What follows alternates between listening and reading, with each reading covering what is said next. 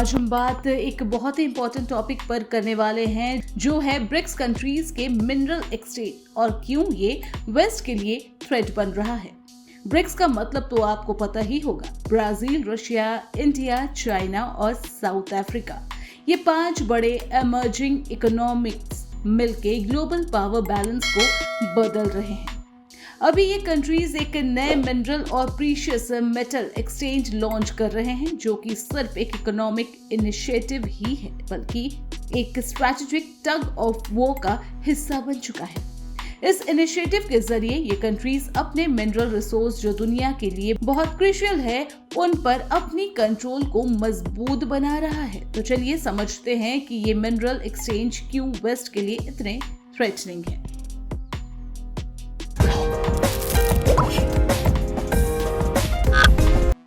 Loss of control over the dollar. सबसे पहली बात, दुनिया की इकोनॉमी में अब तक यूएस डॉलर का बहुत बड़ा दबदबा रहा है। हर कंट्री का ग्लोबल ट्रेड, ऑयल की बाइंग, सेलिंग और फाइनेंशियल ट्रांजैक्शन ज्यादातर डॉलर में होती है। लेकिन ब्रिक्स कंट्रीज अब डॉलर की डोमिनेंस को तोड़ के अपनी नेशनल करेंसीज में ट्रेड करने लगे हैं। मतलब कि अगर इंडिया अपने मिनरल चाइना को बेचेगा तो पेमेंट रुपी में होगा, चाइना अपने मिनरल रशिया को देगा तो रूबल में होगा। इससे डॉलर की जरूरत कम हो जाएगी और वेस्ट का कंट्रोल कमजोर होगा। ये de dollarisation global economic power का एक बड़ा शिफ्ट है, जिससे वेस्ट को अपनी फाइनेंशियल और पॉलिटिकल इन्फ्लुएंस डिफेंस करना मुश्किल हो जाएगी। Significance of crucial mineral.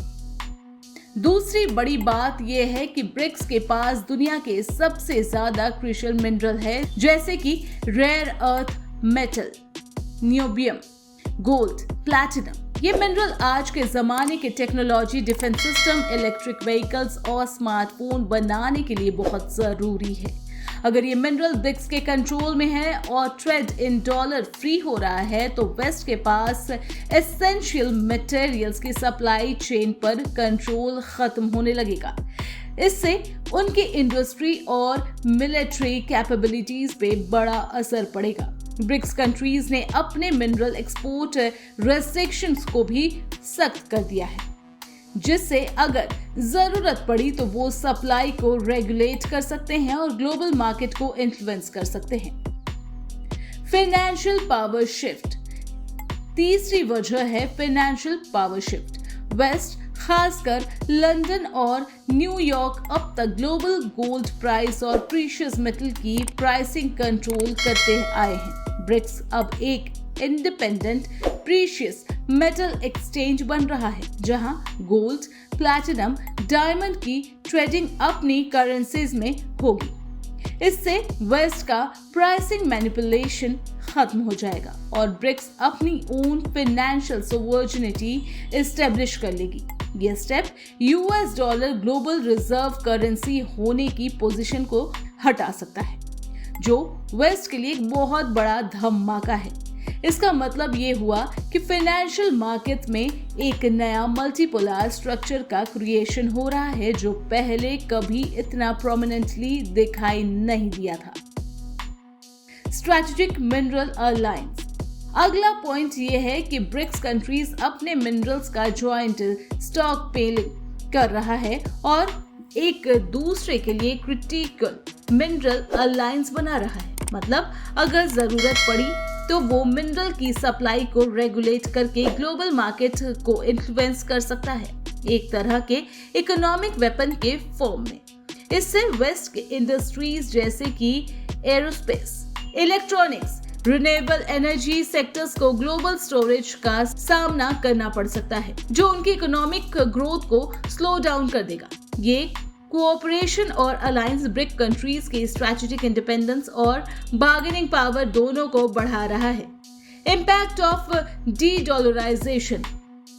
आखिर में ये मिनरल एक्सचेंज डी डॉलराइजेशन का पार्ट है, जिससे ग्लोबल डॉलर रिजर्व्स गिर रहा है और यूएस के मॉनेटरी पॉलिसी पे मुश्किलें आ रही हैं।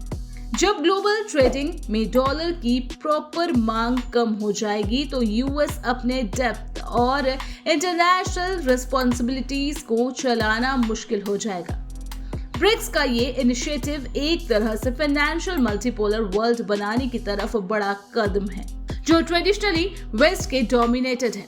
इसके अलावा नए मेंबर्स जैसे सऊदी अरेबिया और यूएई के शामिल होने से एनर्जी और मिनरल मार्केट पे भी इसका इम्पैक्ट और ज्यादा गहरा होगा, क्योंकि ये देश वो सैंक्शन के बावजूद अपने रिसोर्सेस के थ्रू ग्लोबल इन्फ्लुएंस बनाए रखना चाहता है। तो ब्रिक्स का मिनरल एक्सचेंज सिर्फ एक ट्रेड का मुद्दा नहीं है, ये एक ग्लोबल पावर शिफ्ट का सिंबल है जो वेस्ट के इकोनॉमिक और जियोपॉलिटिकल सुपरमेसी को चैलेंज कर रहा है। ये नए फाइनेंशियल और स्ट्रेटेजिक फर्म वर्क के जरिए ग्लोबल रिसोर्सेज कंट्रोल और मॉनेटरी पावर को रिडिस्टर्ब कर रहा है।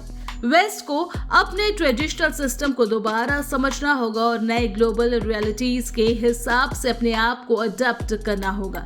ये सिचुएशन आने वाले दिनों में दुनिया के पॉलिटिकल और इकोनॉमिक लैंडस्केप को पूरी तरह बदल सकती है। अब आपको क्या लगता है, हमें कमेंट में जरूर बताएं। वीडियो इन्फॉर्मेटिव लगी हो तो लाइक, शेयर और चैनल को सब्सक्राइब करना ना भूलें।